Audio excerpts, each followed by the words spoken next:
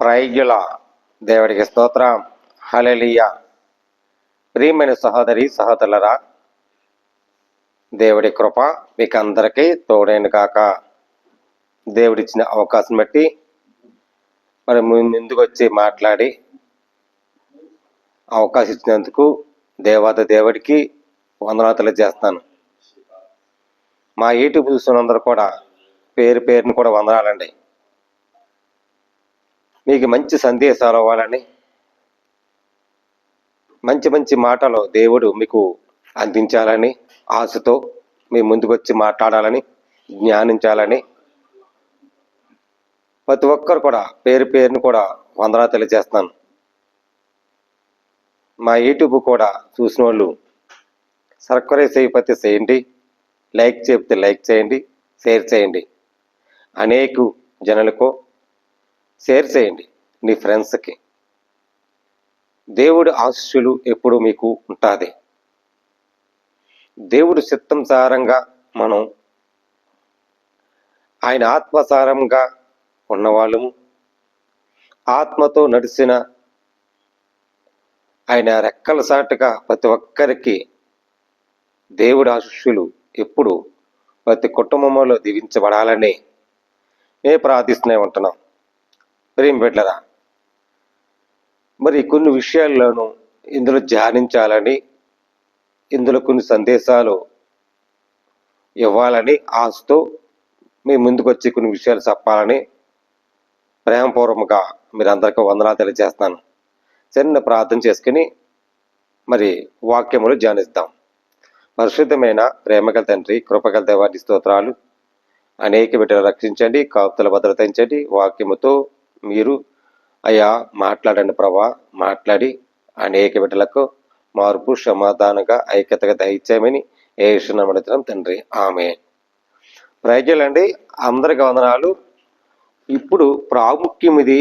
మీతో కొన్ని విషయాలు చెప్పాల ఆశతో ఉన్నాను. మరి 3 అంశాలు మాట్లాడతాను. ఆత్మీయులకు ఉండవలసిన జ్ఞానమును. దేవుడు మనకు ఆత్మ సంబంధముగా, ఆత్మపూర్వముగా, ఆత్మము క్రియలో ఉండాలని ఉండవలసిన జ్ఞానమును, మన సర్వబుద్ధి కలగా జ్ఞానమును, తెలివి, ఆలోచన ఉండాలి. దేవుడు శక్తిమంతుడు, బలవంతుడు. దేవుడు మనం ఇప్పుడుకో మనం వ్యతిరేకంగా ఉండకూడదు. దేవుడు చెప్పిన మార్గములో ఇందులోను మనం నడవాలి. ఈ బైబిల్లో కొన్ని విషయాలు ధ్యానిస్తుంది. మరి కొత్త నిబంధనలోకి వెళ్తే అందులోనూ చిన్న మాట ఉందండి. 1 కొరింథీయులోను 1:25లోకి వెళ్తే అక్కడ చిన్న మాటను చూడండి. 25, దేవుని వెర్రితనమునకు మనుషుల జ్ఞానము కంటే జ్ఞానము గలది. దేవుని ఎర్రితనము మనుషుల జ్ఞానము కంటే జ్ఞానము గలది. దేవుని బలహీనత మనుషుల కంటే బలము కంటే బలమైనది. అంటే దేవుడు ఉన్నాడు అని మన జ్ఞానం పెంచేసుకుంటాం కాదు. జ్ఞానం ఎంతవరకు ఉందండి? దేవుడిని అనుగ్రహించాడు. ఆ అనుగ్రహించుడు మనం సంభావములాగా నడాలి. మనం జ్ఞానం వచ్చేసింది కానీ మనం ఎర్రితనముతోనూ ఎర్రెక్కిపోయి మాట్లాడకూడదు. అలా చేస్తే దేవుని వ్యతిరేకంగా మనం ఎర్రి వాళ్ళు అవుతాం. దేవుడు నిన్ను నన్ను జ్ఞానం లేక జ్ఞానం ఎలా సంపాదించాలి అని మనుషులు ఎర్రితనం అయిపోయారు. ఈ మనుషుల జ్ఞానం ఎలా నేర్పించాలని ఈ బైబిల్లో సారముగా మరి ఉన్నాయి. ప్రియమిట్లరా, దేవుని బలహీనత మనుషుల బలము కంటే బలమైనది. దేవుని బలహీనత మనుషులు బలము కంటే బలమైనది. అంటే దేవుడు బలమంతో దేవుడు, ఆయన శక్తిమంతో దేవుడు, ఆయన మహావీరుడు. ఆయన భూమిని ఆకాశము సృష్టించిన వాడు దేవుడే. ఆయన బలం ఎంత ఉంటుందండి?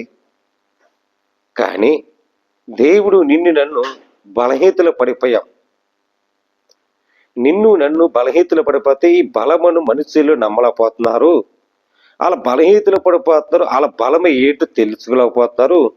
మీరు బలహీనతలు పడవద్దు. నా బలహీనతలు మీ బలహీనతలో నా బలహీనతలు పెట్టుకుంటున్నాను. బలమైనది నీకు ఇవ్వాలని ఆశతో మాట్లాడుతున్నాడు.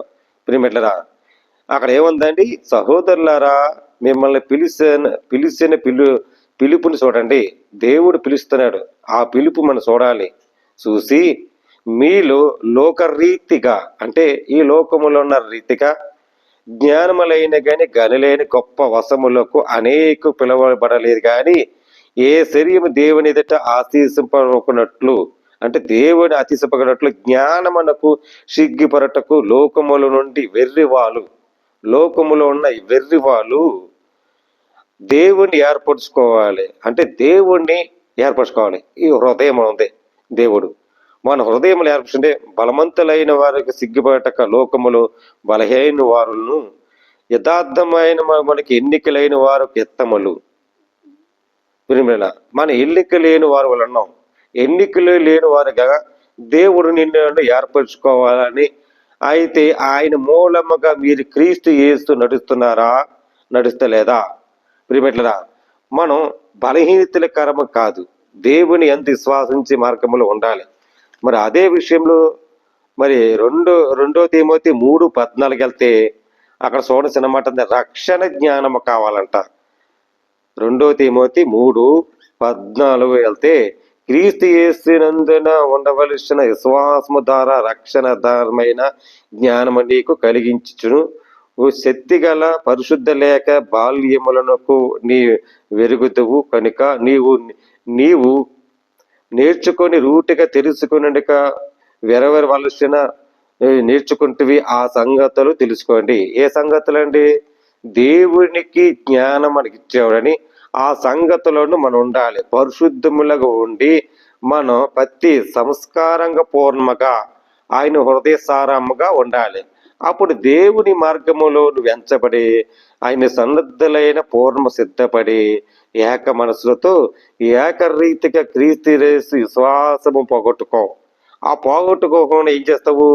మనం ఏక మనసుతోనూ పరిశుద్ధులు లేక, నీ హృదయం పరిశుద్ధిగా ఉంటేనే ఒక లేఖ రాయిస్తాడు దేవుడు. ఆ లేఖ ఏంటండి? నా సన్నిధులై పూర్ణ హృదయముతో ఉన్నా కదా, పూర్ణాత్మతలో ఉన్నా కదా, ఇతరులు మోసకించకండి. నా యందు విశ్వాసించి మార్గము ఉండి నన్ను జ్ఞానముగా నీకు ఇచ్చాడు కదా, ఆ జ్ఞానమునకు ఉండి నీకు రక్షణ ఇచ్చి కలగజేశాడు. అదే రక్షణ జ్ఞానము. ఆ జ్ఞానము పెంచుకుంటే దేవుడు నీకు బలవంతుడిగా నీకు ఇస్తాడు ఏకరీతిగా. అప్పుడు కలిగి ఉన్న దాంట్లోను దేవుడి క్రీస్తులోను నీ స్వభావములను దేవునికి అనుగ్రహించాలి. మరి అదే విషయాలు 3 మాటలను ఆత్మీయులకు ఉండవలసిన లక్షణాలను, మరి 3 మాటలను పైనుండి ఇచ్చిన వారి జ్ఞానమును. ఎవరండి? పైనుండి వచ్చిన వారి జ్ఞానములను. యాకోబు 3:17లోకి వెళ్తే అక్కడ చూడండి, అయితే పైనుండి వచ్చిన జ్ఞానమునకు మొట్టమొదటికి పవిత్రమైనది. పైనుండి ఎవరిచే జ్ఞానం ఇచ్చారండి? దేవుడి చేత జ్ఞానం ఇచ్చాడు. దేవుడు మనం ఎర్రిపరమాన చేయకూడదు, కానీ మన ఎర్రివారములు జ్ఞానము లేక నశించిపోయి ఆత్మకారంగా ఉన్న దేవుడు పరలోక తండ్రి ఆత్మసారంగా పైనుండి దిగివచ్చి జ్ఞానం మొట్టమొదటిగా పవిత్రముగా పరచాలని ఈ లోకానికి వచ్చాడు. ఆ తర్వాత మరి సుధాకరణమైన వృద్ధులైన సులభంగా లోబడి కనికరముతోనూ మంచి ఫలముతోనూ నిండుకొని పక్షపాతమైన వేషధారు లేని వారివై ఉన్నది. అంటే మనం ఏ విషయమైనా పక్షపాతం లేకుండా వేషధారులు ఉండకూడదు. పైనుండి దేవుడు వచ్చాడు కదా, ఆ జ్ఞానముతో పెంచుకొని సంఘములో ఒక సరస్సుగా దేవుడు ఏర్పరచుకోడు. అలాగే కూడా మనం ఏర్పరచుకునేందు ప్రతి ఒక్కరు జ్ఞానముతోను ఆలోచించి పైనుండి వచ్చే దేవుడు ఏర్పరచుకున్న దేవుడు వాడపడుతున్నాడు కదా అని మనం ఏక మనస్సుతోనూ మనం వచ్చే కనికరముకు పొందుకున్నట్లు, మన 10 మందికి పనికరముగా పొందినట్లకు సహవాసముతో సంభాషణలుగా నేర్పించుకోవాలి. తెలుసుకోవాలి. అప్పుడు నీ నీతి ఫలము సమాధానము చేయటానికి సమాధానం ఇచ్చేవాడు తండ్రి నీకు అనుగ్రహిస్తాడు. ఈ సత్యాన్ని తెలుసుకోవాలని ప్రభు పేరట మీరు అందరికీ పేరు పేరున వందనాలు తెలియజేస్తున్నాను. దేవుడి మాటలు దీవించి ఆశ్రయించడు కాక ఆమేన్. ప్రార్థన అండి. పరిశుద్ధమైన ప్రేమగల తండ్రి, కృపగల దేవా నీ స్తోత్రాలు. అనేక బిడ్డలు రక్షించండి, కావతల భద్రత ఉంచండి ప్రభా. నీ సాక్ష్యం వాడుకండి, సహాయం నీ ఆశలు నింపమని అయ్యా యేసయ్య గొప్ప కార్యం దయచండి ప్రభా. నీ రక్షణ దయచండి ప్రభా. విశ్వాసం మూలంగా అనేక బిడ్డల ప్రభా రక్షణ లేక ఎంతమందో నాయన బాధపడుతున్నారు తండ్రి. నీ చిత్తం నెరవేర్చినట్లుగా సమస్తం ఎరుగుని ప్రభా. నీ సహాయం అయా నాయన కనికరము సమాధానం ఇచ్చినట్లుగా జ్ఞానమతి దయచే ఆశ్రయ దయచేయమని క్రీస్తు యేసు పరిశుద్ధాత్మేటములు వేడుకుంటున్నాం పరమ తండ్రి. ఆమేన్. ప్రయోజనండి అందరికి వందనాలు. దేవుడు మీ కుటుంబాన్ని దీవించి ఆశ్రయించను కాక. ఆమేన్.